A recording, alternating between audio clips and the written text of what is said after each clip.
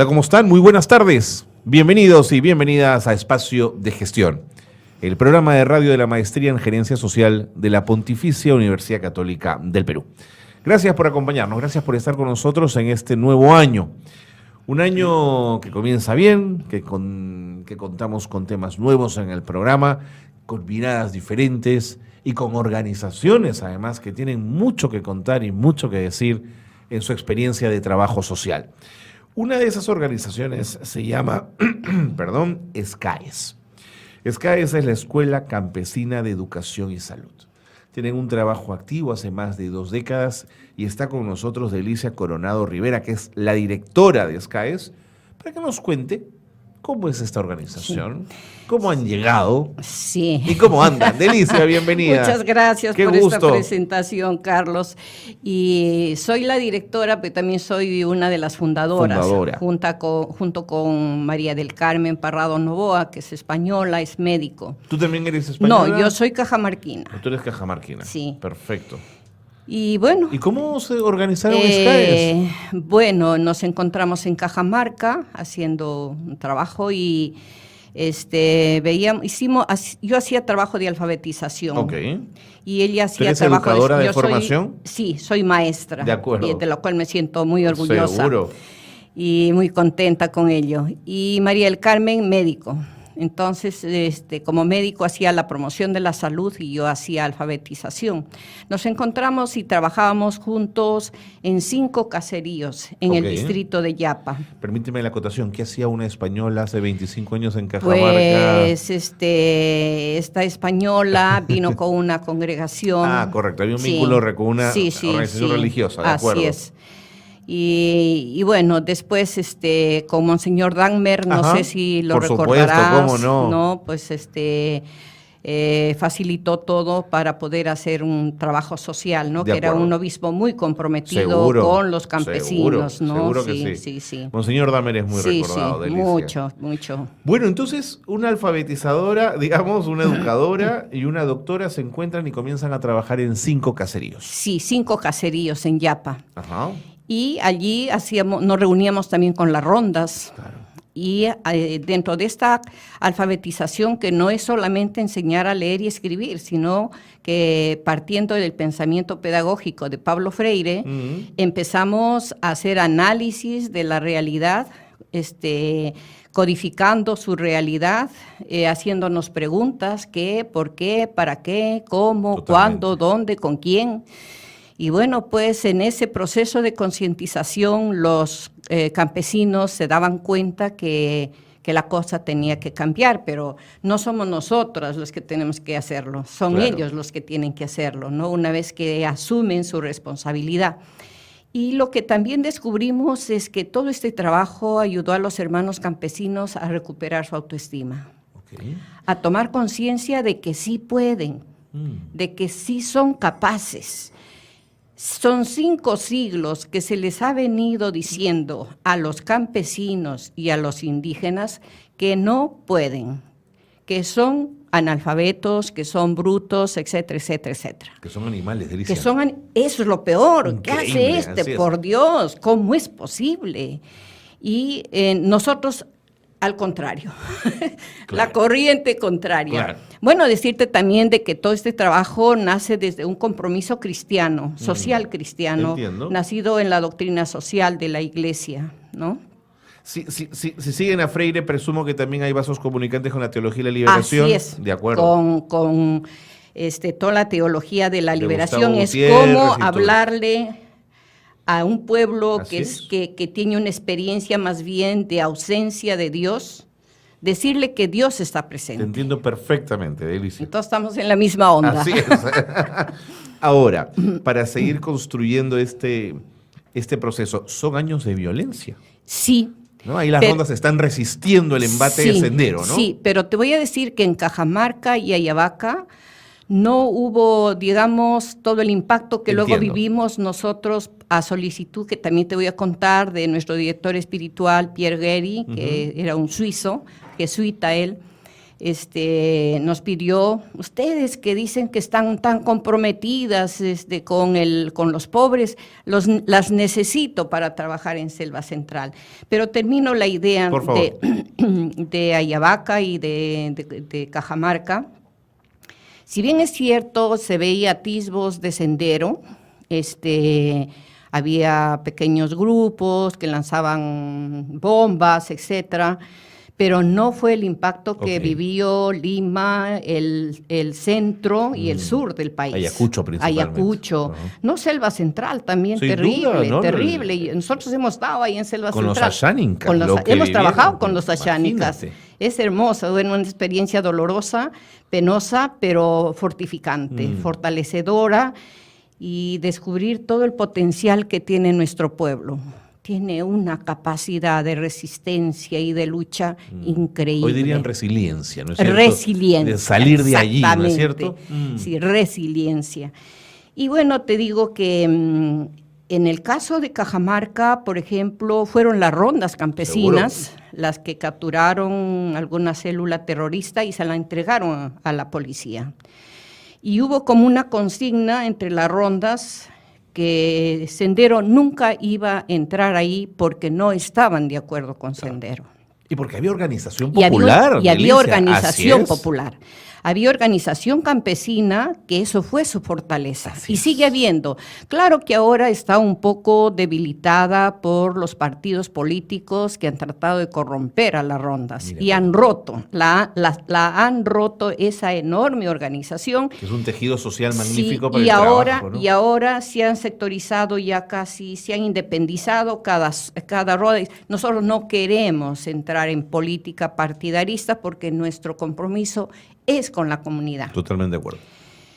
Bueno, es un tema enorme. Es una suerte de panorama o situación que vivía la región. Sí, la región. Y bueno, dentro de toda esta situación sociopolítica, pues toda la situación de pobreza, de marginación, de olvido. Es una región tan rica, tan delicia, rica, ¿no es cierto? Tan maravillosa, con gente tan linda y de tanto olvido.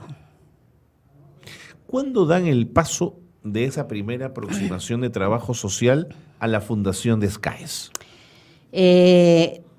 Nosotros vimos que solas no podíamos hacer todo lo que había que hacer, ¿no? Y entonces decidimos fundar una ONG. Okay. Y fue en los años 89, cuando ya estando en Ayabaca, que Mari Carmen también la cambiaron para hacer un trabajo. Vino un médico de Piura y dijo, te necesito para hacer un trabajo en Piura. Y, bueno, y nos fuimos. Bueno, okay. Sí, nos fuimos a Ayabaca. Y yo cuando vi a Ayabaca dije, uy, qué maravilla, esto es igual que Cajamarca, pero no lo es. Es diferente. Y bueno, estuvimos ahí, fuimos igual a las comunidades, pero era más difícil. Entonces, más difícil porque es casi otra cosmovisión, otro estilo. ¿Dónde estaba la dificultad? Más reacios. Okay. Ahí hay al cambio. Ya. Ahí todas son comunidades campesinas. La ronda ha venido después. Okay. A diferencia de Cajamarca, que se organizó la ronda. Entiendo. Y como quizás está Cajamarca, concretamente Cutero, quizás menos aislado, pues ha tenido más oportunidades, ¿no? Y también hay que reconocer el trabajo de la iglesia, ¿no? Ha hecho un buen trabajo, formación de catequistas, también ha habido una formación social ahí, educación. Y tanto de la iglesia, te digo, de sacerdotes como hermanas religiosas, ¿no? Por ejemplo, las hermanas Doroteas, yo soy testigo de que hizo un gran trabajo con los hermanos campesinos, ¿no? Igual que las esclavas, en fin, ¿no? Las dominicas, todas ellas han hecho un buen trabajo, ¿no? Entonces, a diferencia de Ayabaca, que la diócesis tenía otra política, otro desempeño. Entiendo. Y la gente estaba como más lenta, más adormecida, más aletargada, más resistente al cambio. Pero poco a poco procuramos amigarnos, porque primero lo que tienes que hacer es amigarte, ser amiga de la gente, visitarla, ver que no llevas ningún interés de aprovecharte de ellos. Cuando ellos constatan de que tú no tienes otro interés más que apoyarlos y ayudarlos, es cuando se abren. Eso es bien interesante para cualquier nivel de aproximación Así en es. todos los proyectos sociales. Primero hay que ser humanos. Así es. ¿Ya? Hay que saber entrar en la comunidad. No puedes irte por arriba, hay que irse hacia abajo. A nosotros nos han visto caminar en la lluvia, caernos en el barro, ensuciarnos de polvo los zapatos, caerme de la moto, o caerme del caballo, etcétera, etcétera, y levantarme y continuar. Claro. ¿Ya? ¿Pero por qué lo hace? Y ellos dicen, es que ellas no están buscando nada, lo hacen porque nos quieren a nosotros.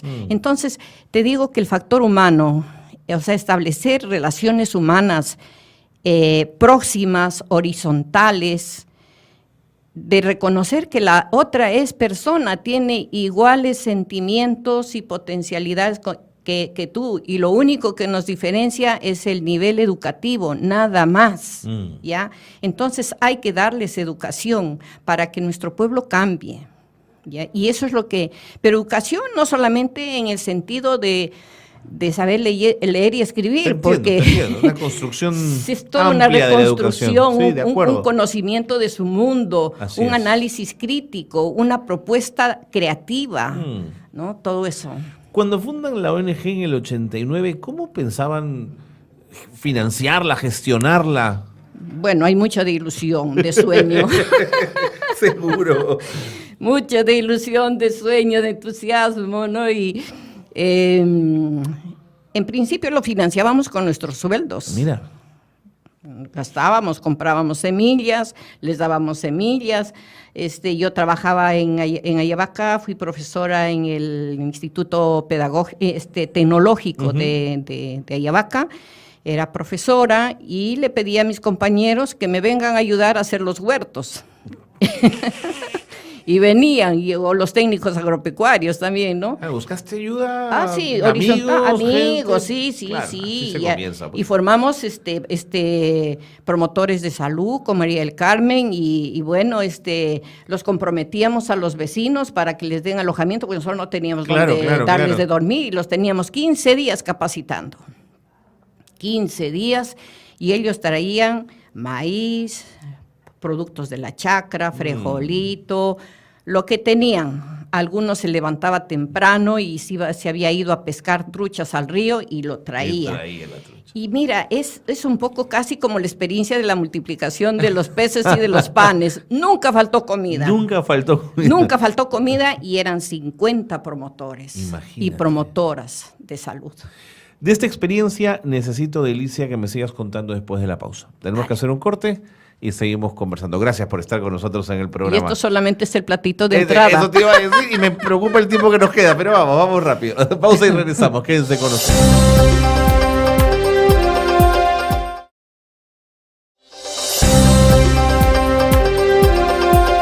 Continuamos en Espacio de Gestión. Nos acompaña Delicia Coronado Rivera, directora y fundadora de SCAES, una organización que trabaja en el acompañamiento cercano y directo con población excluida a través de la promoción de desarrollo humano y socioeconómico a través de diversos programas. Así es. Delicia, yo quisiera que nos cuentes, porque el tiempo es corto, ¿cuáles son los programas que en estos momentos tienen ustedes en SCAES? Sí, nosotros trabajamos en función de cuatro ejes fundamentales, ¿no? Que es, por ejemplo, la seguridad y soberanía alimentaria. Okay.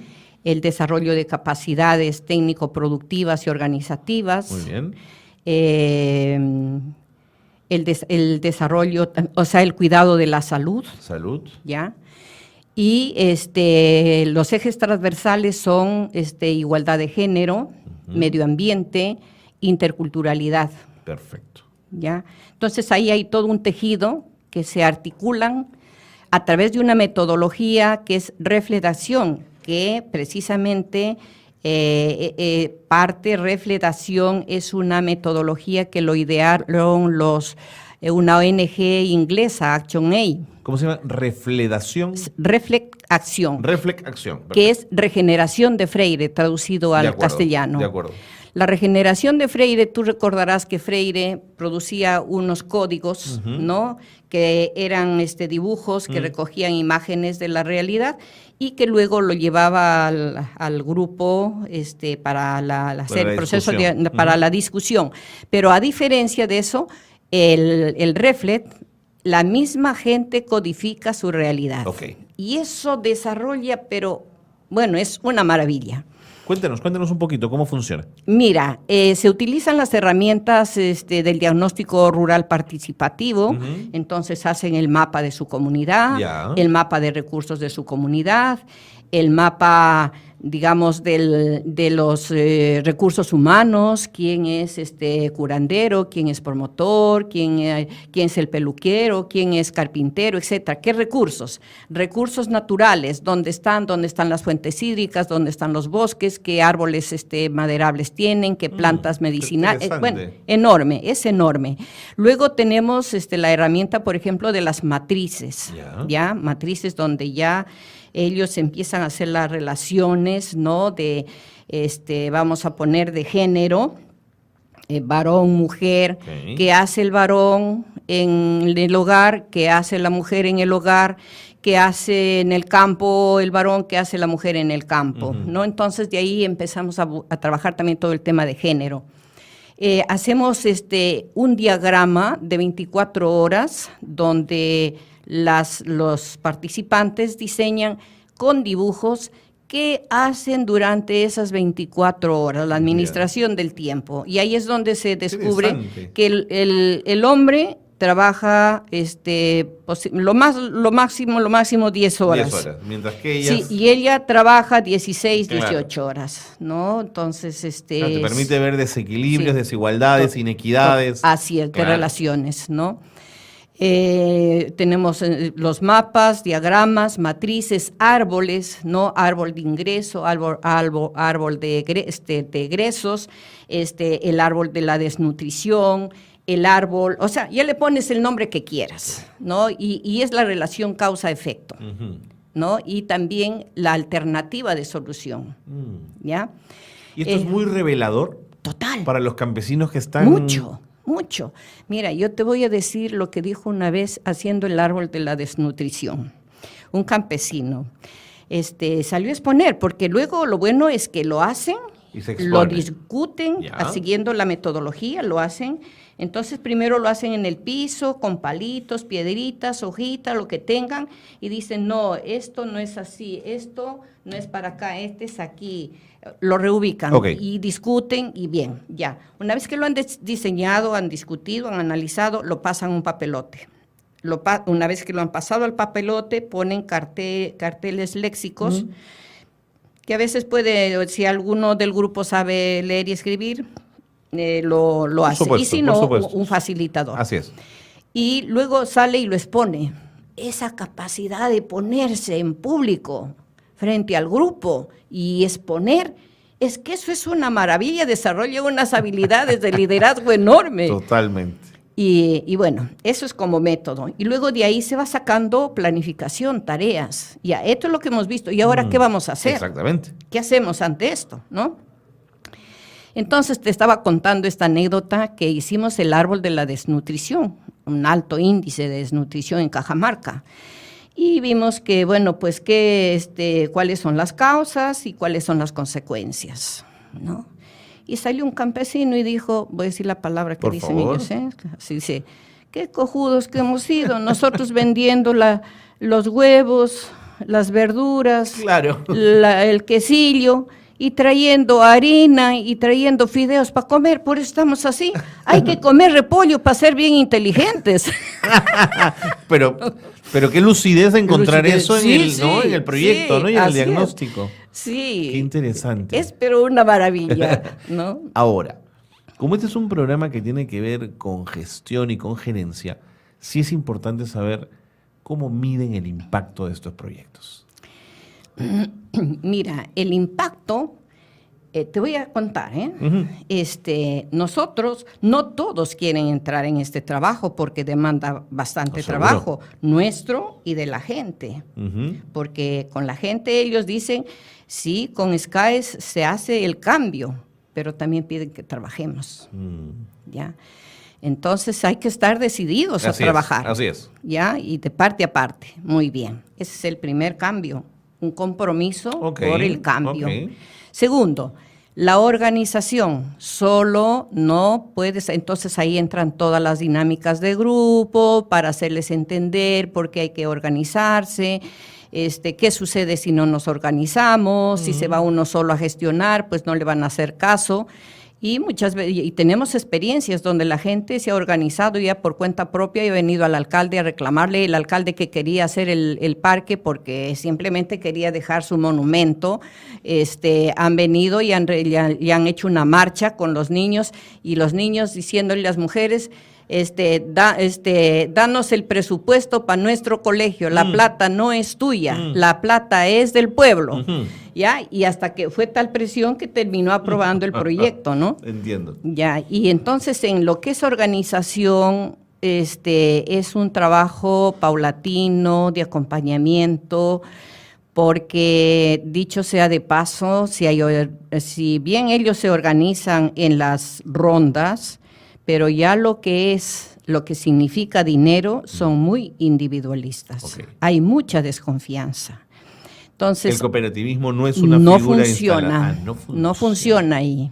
Fíjate que en Selva hay grandes experiencias de cacao, de café que han funcionado muy bien. Sí, pero, o sea, claro, nosotros ahorita sí ya tenemos, pero quiero decir a base de mucho trabajo. Claro. Yo he trabajado también en el sur, en Arequipa concretamente, y ahí hemos ido, por ejemplo, a las alturas de Ayanaquigua, en fin, ¿no? Por ahí, comunidades que hablan quechuas, donde ellos ya, el presidente o el jefe de la comunidad los organiza, obedecen y lo hacen. Allá no, en el norte no es así. O sea, tiene que haber todo un análisis, todo un acompañamiento, todo, o sea, hacer un plan de trabajo, ver qué haces tú, qué hacen los demás, qué hago yo, para que haya un compromiso. Y aún así hay debilidades. Entiendo. Nosotros de todas maneras hemos conseguido formar microempresas. Ahorita tenemos en Ayabaca una microempresa de productora de maní. Procesadora de maní. El procesamiento del maní lo estamos haciendo con mujeres, porque la plata todo lo embolsa el varón. Y entonces dijimos, no vamos a comprar una tostadora, los capacitamos técnicamente y las mujeres salen a vender. En otra comunidad hicimos el procesamiento de cereales y menestras. Entonces se están produciendo harina de trigo y harina de alberja, harina de maíz. Y entonces les hemos hecho hacer una combinación entre el maíz y la alberja que sale una crema muy rica. Fantástico. Rica, sabrosa, nutritiva. Y cuando lo hicimos y ya embolsadito, todo bien presentado así, lo probaron, porque también lo hicimos la crema para que ellos lo prueben con su perejil o su culantrito, su ajito, todo bien sazonadito.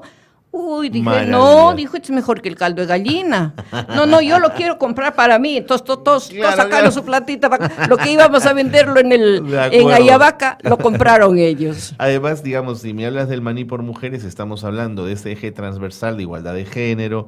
Si estamos hablando de el tema del medio ambiente, debes estar utilizando abonos orgánicos. Eso te iba a decir, lo orgánico, compost, ¿no? Y también biol. Y biol. Sí. Me queda un minuto, Delicia. Como ven, los tiempos en radio siempre son muy cortitos. Después de 25 años, ¿tú dirías misión cumplida? ¿Hay tanto por hacer? ¿Se ha avanzado poco? ¿Sientes que no? No, yo creo que sí hemos avanzado. Donde hemos estado, la gente ha cambiado. Y es más, o sea, hay comunidades donde los jóvenes han salido, se han ido porque no había alternativa ahí en su caserío o su comunidad, Y ahora han vuelto. Mira. ¡Qué maravilla!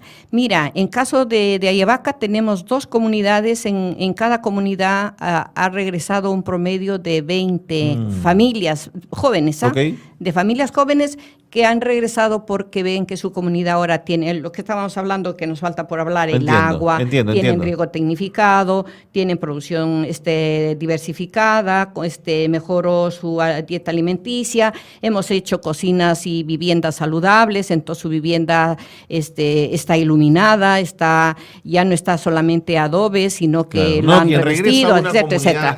Ya, nueva. Entonces, en caso de Cutervo, jóvenes también que han regresado.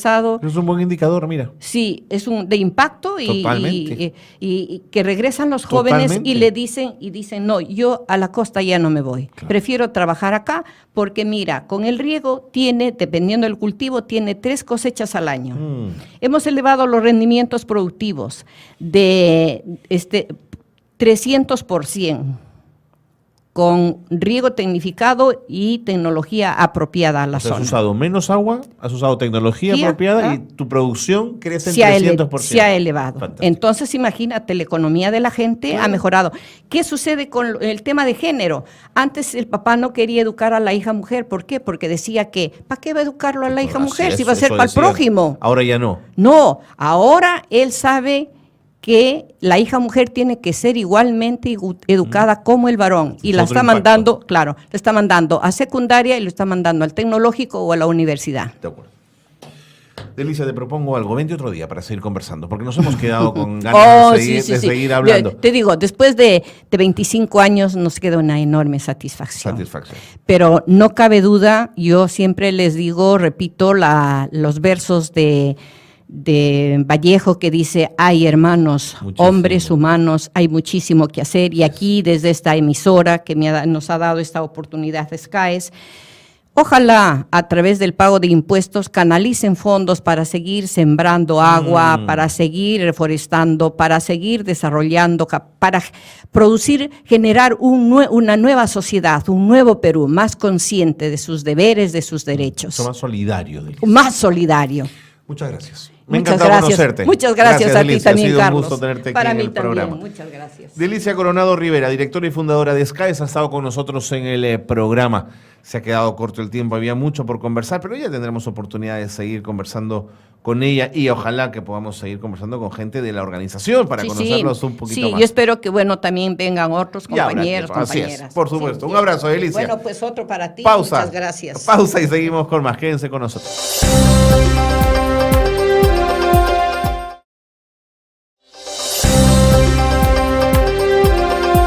Seguimos en Espacio de Gestión, el programa de radio de la Maestría en Gerencia Social de la Pontificia Universidad Católica del Perú. Y vamos a hablar ahora de una organización que yo creo que lo que le da al país, lo que le entrega al país en forma de investigación social, por su rigor, por su seriedad, es fundamental. Es conocida como una think tank, este concepto de organización, digamos, muy empoderada, muy colocada a nivel de su análisis y su investigación.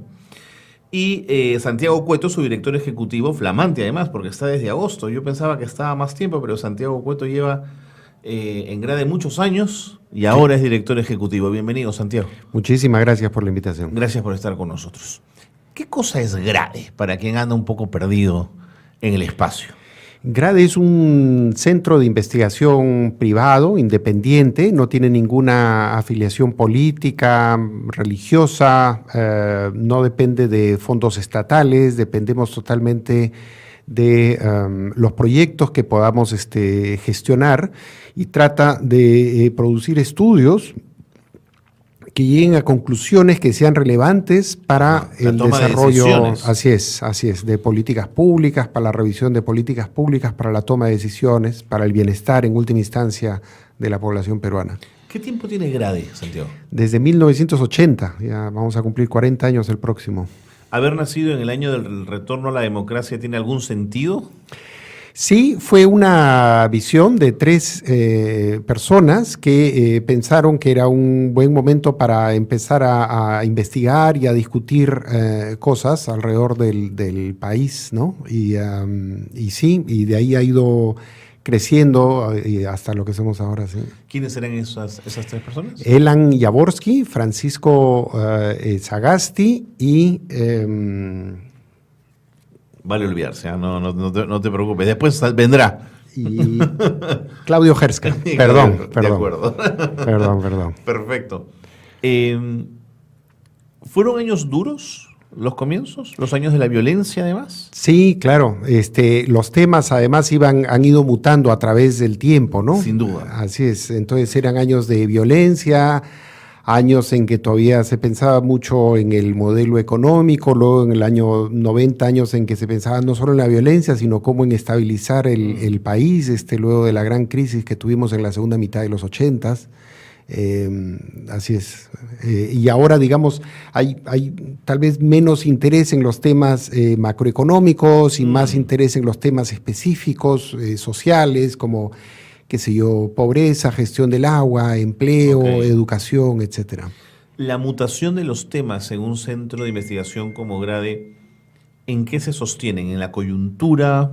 ¿En la necesidad de ir y tomar otros rumbos? ¿O es que llega un director que plantea ideas de pronto y las pone sobre la mesa y todos las hacen posibles? ¿Cómo va?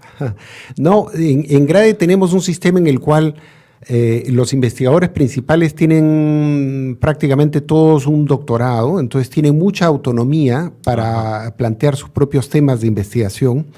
Y la posibilidad de que los puedan desarrollar o no va a depender en gran medida también de que hayan agencias del Estado o internacionales que estén interesadas en llevarlas adelante, así es.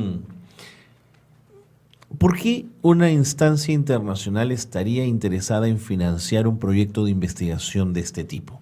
¿Qué gana o qué pierde la cooperación internacional? Esa es una buena pregunta y esto es algo que ha ido cambiando también. Cuando empezó GRADE, pues éramos mucho más objeto de atención de la cooperación internacional, pero ahora que somos un país de ingresos medios altos, la cooperación internacional en muchos casos se ha movido a los países del sur del Sahara, en África, del sudeste de Asia.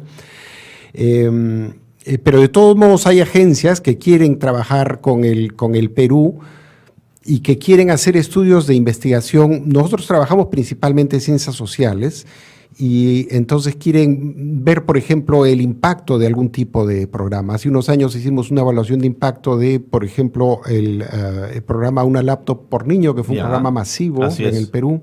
Y el BID tenía mucho interés, porque le interesaba el tema de tecnología en educación, en saber si es que este programa había resultado en beneficios para los estudiantes en aprendizajes, por ejemplo. De acuerdo. ¿Tienes la sensación que GRADE es mejor haciendo un diagnóstico para que el proyecto entre o es mejor haciendo el análisis de impacto de lo que el proyecto generó? Probablemente las dos cosas es lo que podemos hacer. Ahora, una cosa es generar, digamos, evidencias, conclusiones, y otra es llevarlas a la práctica, a la implementación de políticas, y para eso conversar con funcionarios de los ministerios, tomadores de decisiones en diferentes niveles del Poder Ejecutivo, por ejemplo, de los gobiernos regionales, es muy importante. A veces se habla de que existen dos culturas, digamos, ¿no? La cultura de los investigadores y la cultura de los tomadores de decisiones, pero hay que encontrar puentes, digamos. Necesariamente, vasos comunicantes, si no, ¿para qué están uno y otro, digamos, no? Así es. ¿Cuánta gente trabaja en GRADE? Ahora somos 85 personas. Oye, no es un número pequeño, ¿eh? No, hemos ido creciendo. ¿Cuántos son investigadores? Investigadores principales con doctorado somos alrededor de 15, alrededor de unos 30 investigadores asistentes, deben haber unos 10 practicantes más y el resto personal administrativo. ¿Cómo es la jerarquía en GRADE? Digamos, ¿cómo es el orden del organigrama? Sí, hay una carrera de investigador en la cual los más jóvenes son, los que entran son practicantes que están terminando su carrera en la universidad, que pueden pasar a ser luego asistentes de investigación. luego con experiencia, digamos, y posiblemente alguna publicación, investigadores asistentes. Entiendo.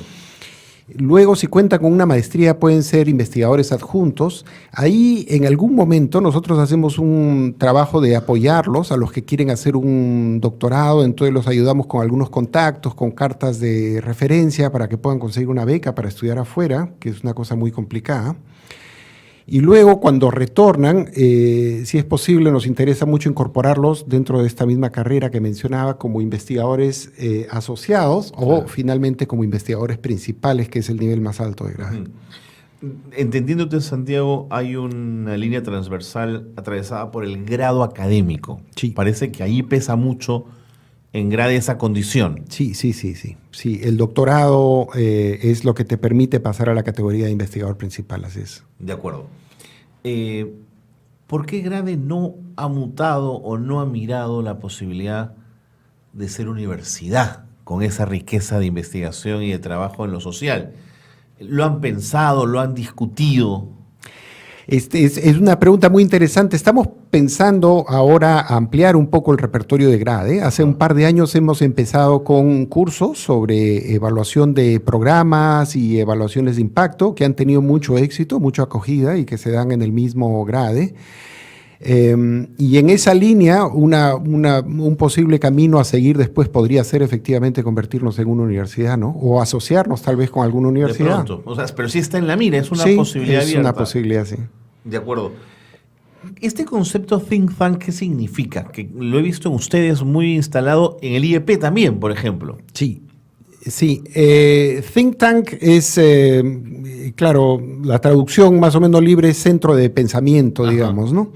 A nosotros nos gusta decir que no solo somos un centro de pensamiento, sino además un centro de investigación, y entonces nos guiamos un poco por las conclusiones de la investigación cuantitativa o cualitativa que hagamos. Hay algunos think tanks alrededor del mundo que, a diferencia de nosotros, sí tienen una ideología marcada. Dicen, nosotros somos un centro de pensamiento liberal, no somos un centro de pensamiento socialista o lo que fuera, ¿no? Nosotros no tenemos este tipo de afiliación, pero de todos modos se nos ubica dentro del mundo de los think tanks, efectivamente, y está muy bien. ¿Por qué hay la sensación que los mejores pensadores se ubican en la izquierda política, Santiago?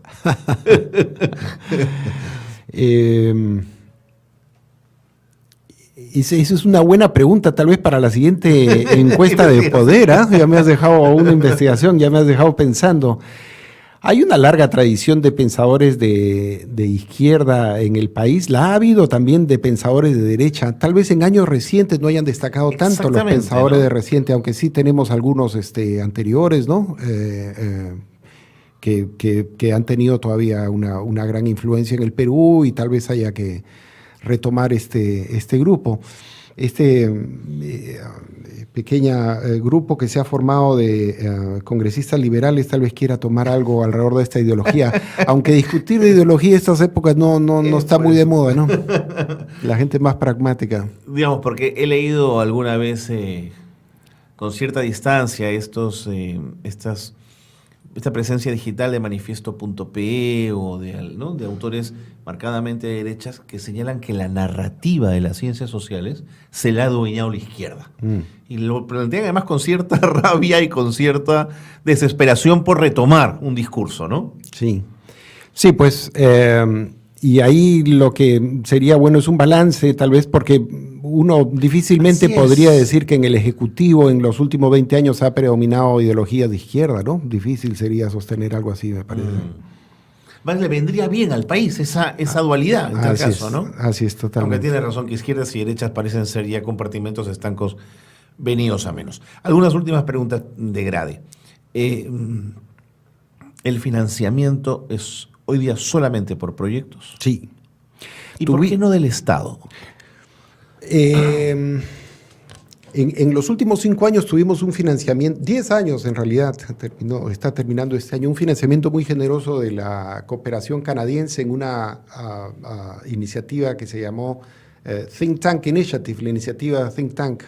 Ese fue un financiamiento a la institución que fue, por supuesto, muy importante para consolidar muchas de las cosas que hace Grade. En cuanto al financiamiento del Estado, hay un tema, nosotros hacemos investigación en ciencias sociales y el principal agente que financia, digamos, la investigación en el Perú, por supuesto, es todo el sistema alrededor del CONCITEC, y las prioridades en el programa del CONCITEC no giran alrededor de las ciencias sociales y la educación. De hecho, nos acabamos de reunir con la presidenta del CONCITEC para ver si es que... Fabiola León Velardo. Así es, con Fabiola, para ver si es que podemos mover algunas iniciativas. Ella está muy interesada, pero... Ellos ven ciencia y tecnología, pues, digamos, ¿no es ciencia y tecnología pura, digamos, ¿no?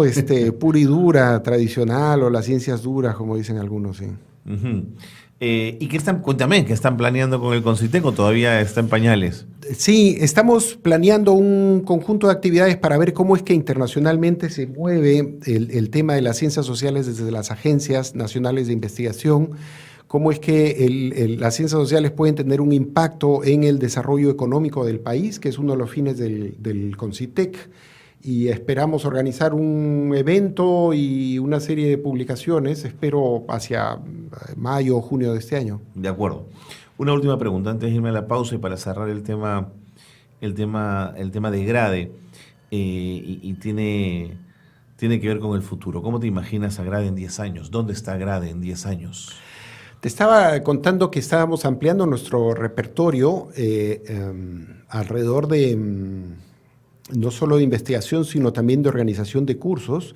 Y yo me imagino que en los próximos años nos vamos a meter también un poco más a la parte de implementación de programas y estamos creando una unidad de proyectos que pueda trabajar usando la investigación y de la mano posiblemente con agencias del Estado o de la sociedad civil en algunos casos, o incluso del sector privado, ¿por qué no?, en la implementación de algunos programas, porque pensamos que hay mucho que se puede traer de la investigación para este tipo de trabajo. De acuerdo. Ahora sí, la ultimita. ¿Cómo estamos en la investigación social respecto al barrio, respecto a América Latina?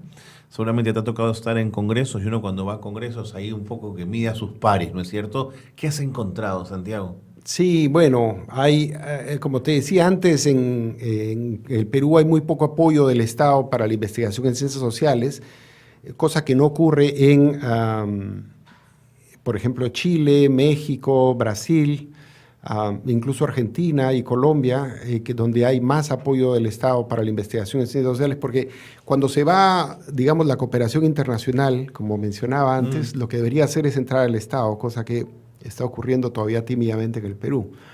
Ahora, hay muchos otros países donde, claro, tampoco hay mucho desarrollo de la investigación, o sea que a mí no me gusta decir que somos los últimos de la cola, pero ciertamente estamos mirando desde atrás a algunos países como los que he mencionado. De todos modos, se han formado algunas asociaciones muy interesantes para la promoción de la investigación en el Perú. Y puedo mencionar, por ejemplo, CEPIA, que es el Seminario Permanente de Investigación Agraria, APE, que es la Asociación Peruana de Economía, que la APE organiza un seminario todos los años de investigación en economía, CEPIA cada 2 años, y finalmente la CIEP, la Sociedad de Investigación Educativa Peruana, que cada 2 años organiza un seminario y todos los años publica una revista. Entonces ahí con esfuerzo, con la voluntad de muchas personas se está moviendo por lo menos en estas disciplinas y seguramente en algunas otras también, ¿no? De acuerdo. Vámonos a una pausa, Santiago, una pausa breve, porque quiero aprovechar que estás aquí para hablar de educación, que es tu especialidad, y para hablar del Proyecto Educativo Nacional, donde estás metido además, estás yendo a las reuniones y escuchando todo lo que está viniendo además de regiones, que parece ser todo muy interesante. Vámonos a una pausa. Muy bien, gracias. Y seguimos con más. Quédense con nosotros. Esto es Espacio de Gestión.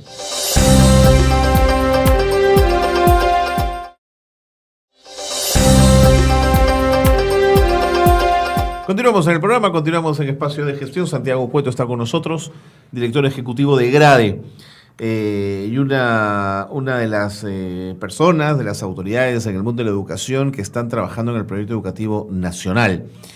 ¿Cómo va el proceso, Santiago? ¿Eres optimista respecto a ese 2036 o estás viendo que en el arranque hay cosas que tenemos que corregir? Sí, para poner un poco en autos a los radioescuchas, el Proyecto Educativo Nacional fue planteado por el Consejo Nacional de Educación, el PEN, el año 2007 hasta el año 2021.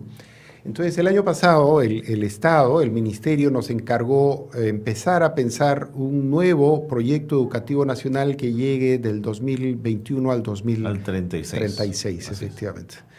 Entonces, lo que tenemos en el actual PEN, Proyecto Educativo Nacional, es una visión y 6 objetivos estratégicos.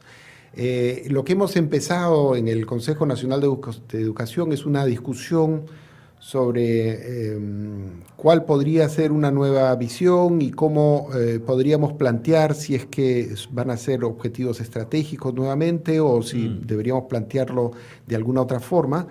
Y para esto, como tú decías, hemos empezado a hacer algunas consultas en Lima, algunas en provincias, pero esperamos hacer estas consultas todavía más amplias. Estamos haciendo también, se ha encargado a un grupo una evaluación del actual PEN para ver dónde nos quedamos cortos, qué cosa es lo que falta y, en fin, en eso estamos. No es un proyecto educativo pensado por algunos dirían iluminados o algunas personas especialistas en educación.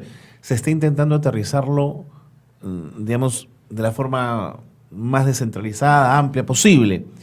¿Esto es posible para un documento que va a atravesar políticas públicas? Sí. ¿Cuál es el sentido del PEN? Estoy pensando alrededor de tu pregunta. No puede ser plantear, digamos, un plan específico, porque para eso está el Poder Ejecutivo o incluso el Congreso. Tiene que ser, de todos modos, en algún nivel, un documento que plantee algunas orientaciones estratégicas. Y claro... O sea, no es un manual de uso docente. No. No es cierto. No, ni es un manual para el buen ministro o ministra tampoco. Así es.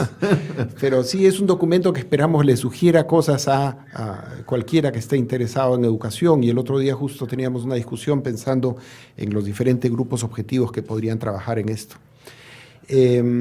Entonces, se van a abrir mecanismos a través de Internet y a través de consultas presenciales para ver cómo es que podemos plantear el PEN, tomando en consideración las preocupaciones de las personas y las visiones de las personas, porque aquí hay que hacer un poco de futurología, ¿no? ¿Cómo será el mundo y cómo será la educación al 2036 y tratar de anticipar? Un mundo tan cambiante, además, ¿no? Así es, y la gente está hablando no de la tercera, sino de la cuarta revolución industrial. ¿Te ha parecido interesante? A mí me lo ha parecido, pero quería conocer tu opinión, esta división del proyecto educativo nacional en grupos etarios. Empezar en primera infancia, ¿no? La básica regular, luego un enfoque en personas además, ¿no? Sí, el enfoque en personas yo creo que va a prevalecer efectivamente. Como tú dices, estuvimos pensando durante los últimos meses en las etapas del desarrollo. Así es. Lo que subyacía ahí es la idea de que cada etapa tiene características específicas que generan necesidades, pero también potencial específico para el desarrollo, y que el Proyecto Educativo Nacional debía responder a estas, pero también conectar una etapa con la otra, por esa noción tan importante a nivel internacional, que es la idea del aprendizaje a lo largo de la vida, ¿no? No te puedo decir que esa va a ser la visión definitiva de lo que va a quedar o la forma en que se va a estructurar el Proyecto Educativo Nacional, pero va a estar presente de todas maneras, ¿no? ¿Cómo conversa? Lo voy a poner en personas, pero quiero decir cómo conversan intelectuales de la talla de ustedes, de diferentes miradas y de diferentes generaciones, pero también de diferentes experiencias en el Estado. ¿Cómo conversa Santiago Cueto con Idel Wexler y con León Trachtenberg en el Consejo Nacional de Educación y llegan a un acuerdo? Es un imposible, digamos. Y no solo los que has mencionado, No, por supuesto. Somos 25. Exactamente. De los más diversos.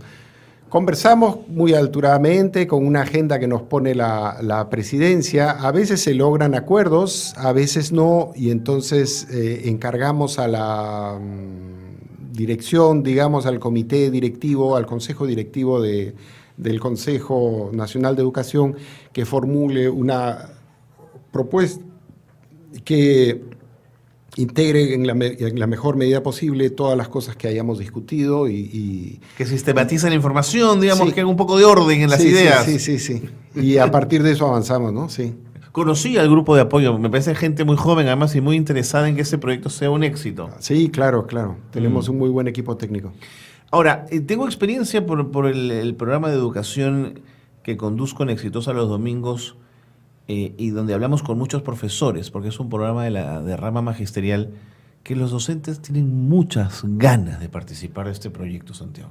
Que se les escuche, que se sientan actores y parte de la armazón, de la estructura de este proyecto educativo nacional. Sí, estoy seguro que es cierto lo que dices y estamos tratando de buscar formas de lograrlo porque lo peor que puede pasar es un documento, como tú decías, planteado por gente tal vez muy inteligente, pero que no se conecta con lo que quiere. Con la clase, ¿no? Con la escuela. Sí, así es.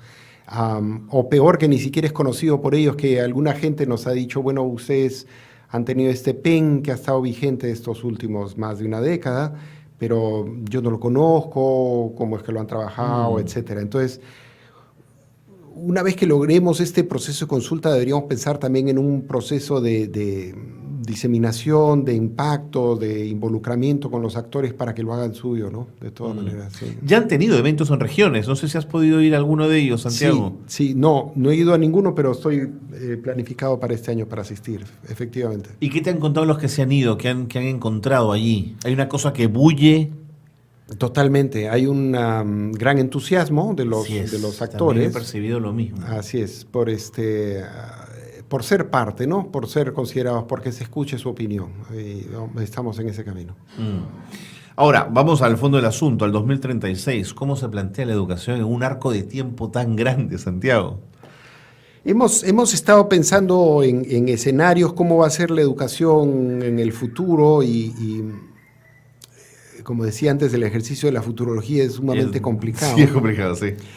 Pero seguramente uno podría pensar en una educación en la cual la tecnología, Internet va a tener mucho más presencia que la que tiene ahora. Parece ser una clave, ¿no? Parecería que crecientemente vamos a tener una educación menos rígida, tal vez en la cual se puedan generar más, sobre todo en educación superior, por ejemplo, formas en las cuales los estudiantes puedan ir generando su propia carrera y sus propias especialidades a partir de los módulos que vayan pensando. En el marco de una transformación laboral que parece ser muy grande también, ¿no es cierto? Así es. Carreras que desaparecerán, nuevas que entrarán. Así es. Y se habla con mucho miedo, ya que lo mencionas, del campo del trabajo, de que se puedan perder muchos trabajos, pero lo que ha pasado en las anteriores revoluciones industriales es que efectivamente algunos trabajos se pierden. Los expertos hablan mucho de la pérdida de trabajos que requieren, digamos, un nivel de instrucción muy básico, pero los trabajos en los cuales se requiera mayor pensamiento, creatividad, análisis, etcétera, no solo seguirán, sino que se crearán más trabajos en esa línea y por lo tanto la educación tiene que empezar a generar ese tipo de habilidades, ¿no?